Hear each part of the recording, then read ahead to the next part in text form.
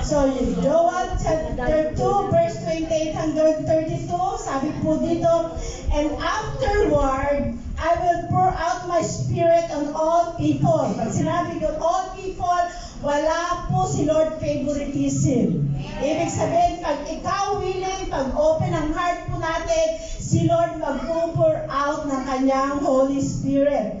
At sabi diyan, your sons and daughters will prophecy. Kaya minsan meron po tayo mga napapakinggan iba't ibang kilos ng Lord. Minsan tayo ay nagpipray, minsan worship time, alam mo yun, kumikilos ang Lord, merong divine visitation ng Lord, at bigla na lang merong kang word na natanggap kay Lord na sabi ni Lord, kailangan mong mag-commit para sa Kanya.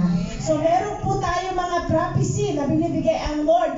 At sabi dyan, hindi lang yan, meron po tayong tinatawag na dreams and dreams. Meron tayong mga